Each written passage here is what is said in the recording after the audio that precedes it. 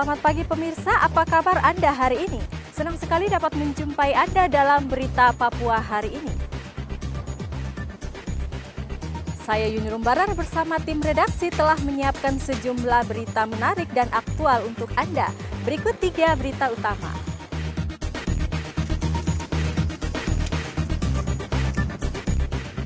Mabuk berat dan berbuat onar di sebuah pusat perbelanjaan, seorang pria di Merauke diringkus polisi.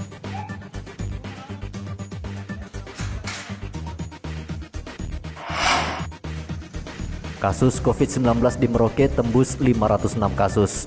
Polisi diminta tindak tegas warga yang masih bandel.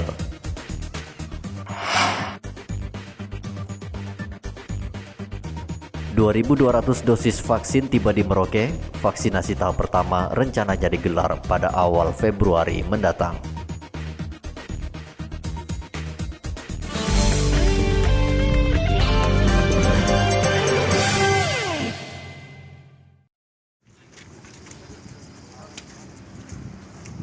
Polisi menangkap seorang pria yang dipengaruhi minuman keras di Jalan Mandala, Merauke, Kamis kemarin.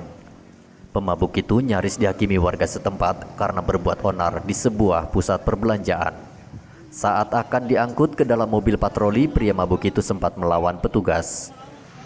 Ketika anggota sampai di TKP, yang bersangkutan tidak terima, dia merontak-rontak, dia melawan, sehingga anggota mengambil tindakan tegas untuk mengamankan di Polres Merauke, dan sementara ini kita amankan di sel. Nanti apabila ada pemilik toko menuntut atau mengajukan ada kerusakan atau hal-hal yang berusak di toko, akan kita proses sesuai dengan aturan yang ada atau aturan yang berlaku. Polisi langsung menjebloskan pemabuk itu ke dalam ruang tahanan dan akan dibina serta dipulangkan jika pelaku telah sadarkan diri. Polisi menghimbau warga tidak mengkonsumsi minuman keras secara berlebihan karena selain merugikan diri sendiri, juga akan merugikan orang lain. Muhammad Ridwan melaporkan dari Merauke, Papua.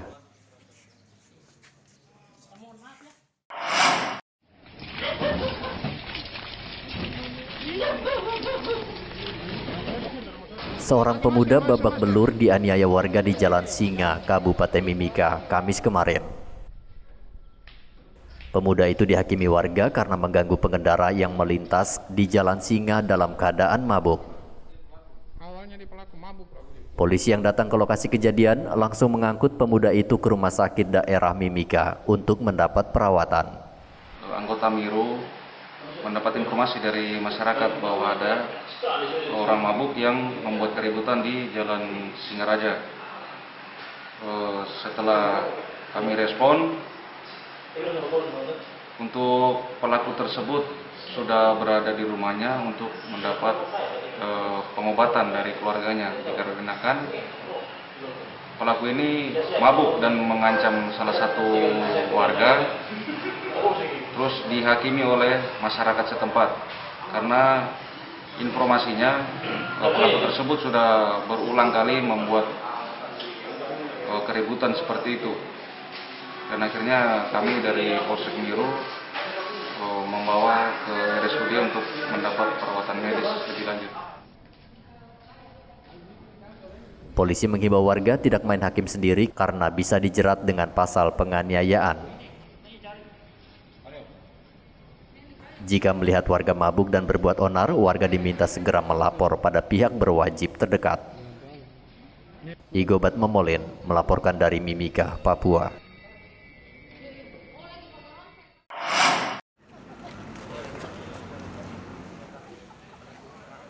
Pengedaran narkoba di Kabupaten Manokwari meningkat selama Januari. Polisi terus bekerja ekstra keras guna memberantas para pengedar narkotika di Manokwari.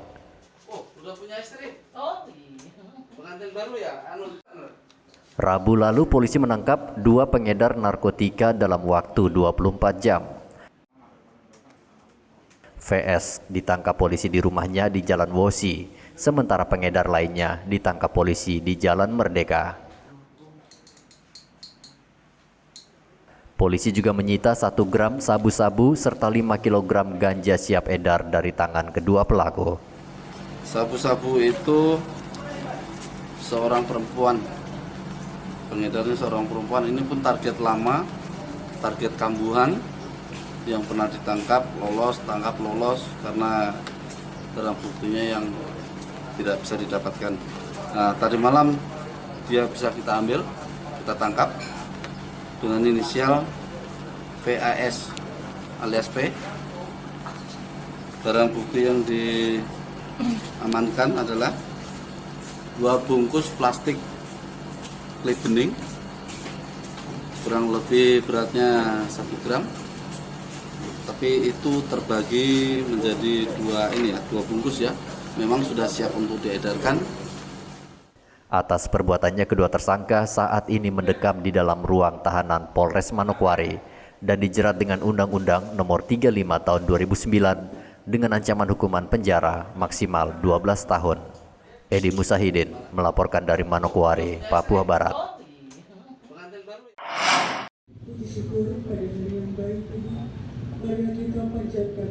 Kapolda Papua mengingatkan polisi yang bertugas di perkotaan lebih disiplin melayani masyarakat dengan sepenuh hati. Menurut Kapolda, polisi yang bertugas di kota berbeda dengan polisi yang bertugas di wilayah pedalaman.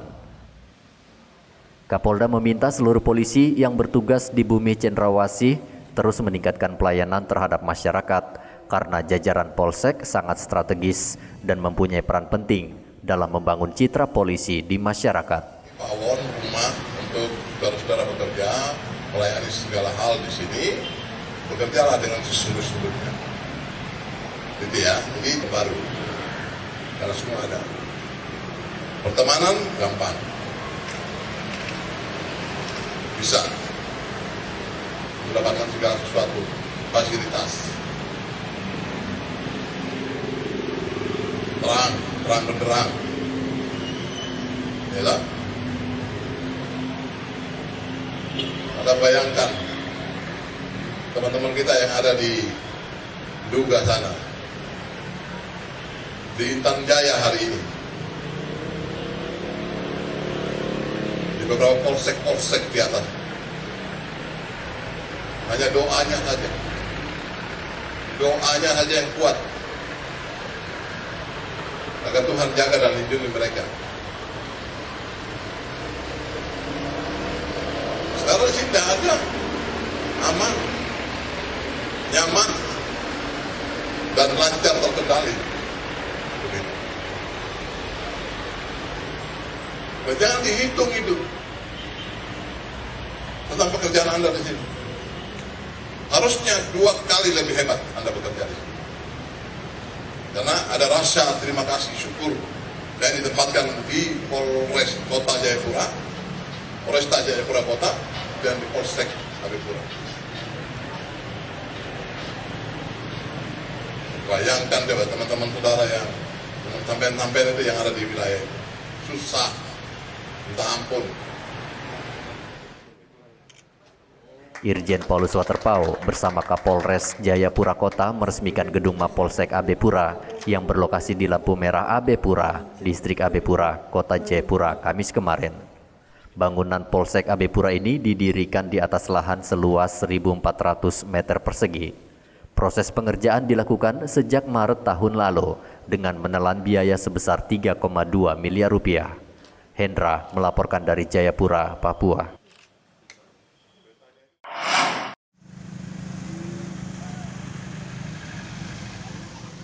Jumlah kasus COVID-19 di Merauke per 28 Januari tembus 506 kasus sejak pandemi terjadi pada Maret tahun lalu. Meningkatnya jumlah kasus COVID-19 di Merauke salah satunya disebabkan karena kurangnya kesadaran warga dalam menerapkan protokol kesehatan. Warga masih bandel memakai masker, menjaga jarak, dan kerap kali membuat kerumunan.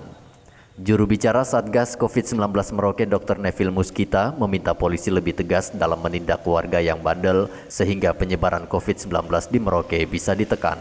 Upaya kita ini tidak akan maksimal tanpa ada penegakan hukum, ya, tanpa ada tindakan yang tegas ya terkait dengan ketatan masyarakat atau disiplin dalam mentaati protokol kesehatan ataupun PSBB yang sudah dikeluarkan. Ya. Kalau karena tanpa itu kita akan seperti ini aja. Ya. Jadi harus ada peran sektor terkait untuk penegakan hukum dan disiplin tadi. Ya. Mengimbau meneruskan. Neville juga memastikan penyebaran COVID-19 di Merauke sudah tak lagi disebabkan karena pelaku perjalanan, namun sudah terjadi penyebaran lokal. Data Satgas COVID-19 Merauke, pasien positif COVID-19 yang dirawat di rumah sakit saat ini berjumlah 144 orang. Sementara pasien yang telah dinyatakan sembuh berjumlah 341 orang. Muhammad Ridwan melaporkan dari Merauke, Papua.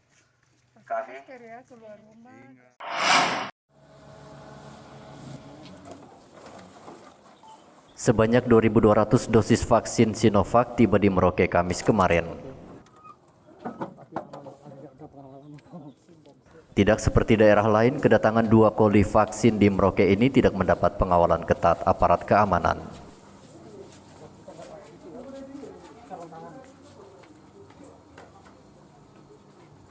Vaksin dibawa dengan mobil langsung ke ruang penyimpanan di kantor Dinas Kesehatan Merauke. Vaksin Sinovac ini diterbangkan dari Jayapura menggunakan jasa ekspedisi. Untuk tetap terjaga dengan baik, vaksin ini kemudian disimpan di box pendingin dengan suhu antara 2 hingga 8 derajat Celcius karena vaksin sangat sensitif dan mudah rusak bila terkena suhu panas. Kepala Dinas Kesehatan Merauke Dr. Neville Muskita mengatakan pihaknya sudah melakukan persiapan untuk vaksinasi dan rencananya akan digunakan pada minggu pertama Februari mendatang dengan prioritas vaksinasi pada tenaga kesehatan. Ini kita telah menerima sebanyak 2.200 dosis vaksin COVID-19 yang akan kita laksanakan untuk tahap pertama vaksinasi untuk tenaga kesehatan di Kabupaten Merauke. Ya. Karena vaksin baru tiba, teman-teman di seksi imunisasi dan surveillance akan membuka untuk mengecek seluruh vaksin yang diterima apakah sudah sesuai dengan daftar dan jumlahnya juga sudah cocok sesuai dengan daftar. Seperti yang disebutkan tadi 2.200. Tentu akan dihitung ulang dan disimpan dalam refrigerator untuk pengamanannya dalam rangka pelaksanaan vaksinasi nanti. Ya. Dok, untuk pelaksanaan vaksin sendiri di bulan Februari akan dimulai kira-kira minggu keberapa, Dok? Di bulan Februari, ya. Minggu pertama apa? Minggu pertama atau minggu kedua. Kita lagi persiapkan dulu kalau semuanya sudah siap. Ya, tenaga vaksinatornya sudah terlatih, kemudian seluruh vaskes sudah siap. Ya, seluruh komponen yang terkait juga harus kita persiapkan dengan baik, baru vaksinasi kita laksanakan. Saat ini tercatat ada sekitar 1.050 tenaga kesehatan di Merauke yang menunggu untuk divaksinasi. Pemkab Merauke sendiri sudah menyediakan 34 fasilitas kesehatan seperti rumah sakit maupun puskesmas untuk proses vaksinasi. Sementara itu di Mimika, Kepala Dinas Kesehatan memastikan 1.124 tenaga kesehatan akan divaksinasi. Tahap pertama, 210 tenaga kesehatan sudah menerima vaksinasi pertama, sementara sisanya akan divaksinasi tahap kedua pada awal Februari. 210 orang yang sudah menerima vaksin, yang belum menerima vaksin akan kami lihat karena kami juga baru menerima data yang dari SDMK, data dari Sistem Informasi SDMK Kemenkes, ada 1.124 orang. Datanya ada, itu yang nanti akan menjadi baseline data kami untuk kami cek. Kemudian berapa yang ditunda, kami akan saya pikir saya akan menyampaikan kepada teman-teman media. Ditunda dengan alasan mungkin ada dengan hipertensi, atau mungkin ada riwayat penyakit lain seperti itu, atau mungkin dia lagi tidak berada di tempat. Terus yang dibatalkan berapa penyintas COVID, setiap layanan saya pikir nanti saya akan sampaikan. Yang jelas kami berpatokan pada juknis. Sampai hari ini hanya ada tiga kriteria orang yang tidak boleh menerima vaksinasi COVID-19. Yang pertama adalah penyintas COVID atau pernah terpapar COVID. Yang kedua sedang hamil atau sedang menyusui. Yang ketiga adalah punya komorbid. Komorbid ini kalau kita Rinci itu banyak sekali. Meski telah divaksinasi, tenaga kesehatan diminta terus menaati protokol kesehatan untuk mengurangi resiko terpapar COVID-19. Vaksinasi COVID-19 memang tidak menghilangkan COVID-19, namun mencegah 100% gejala berat pada pasien sehingga dapat mengurangi jumlah kematian nakes dan warga. Muhammad Ridwan dan Igobat Momolin melaporkan dari Merauke dan Mimika.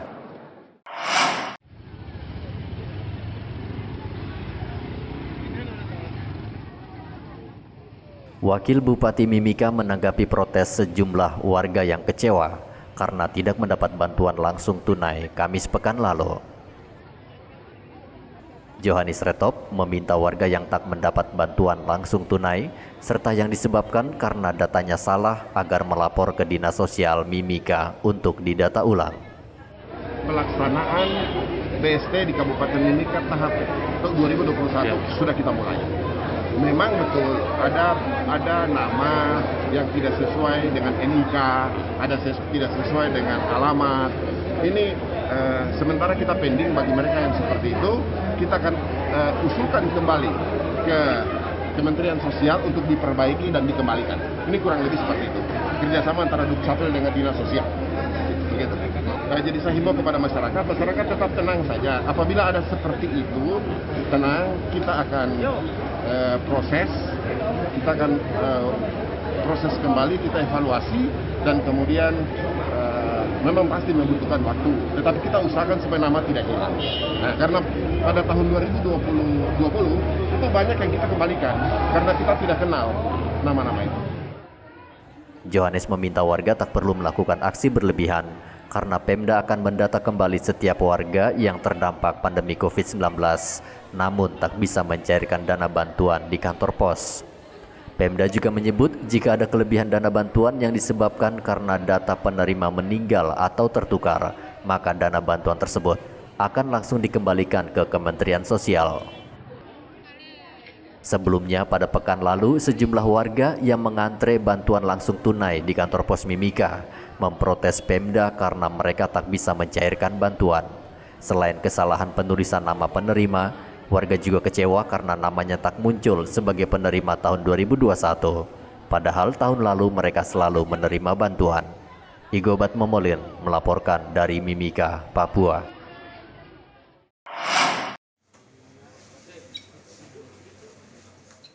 DPRD Merauke menggelar sidang paripurna penetapan Bupati dan Wakil Bupati Merauke periode 2021-2026.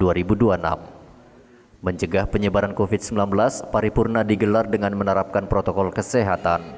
Hanya anggota DPRD dan KPU serta perwakilan Pemda dan paslon terpilih yang bisa masuk ke dalam ruangan sidang.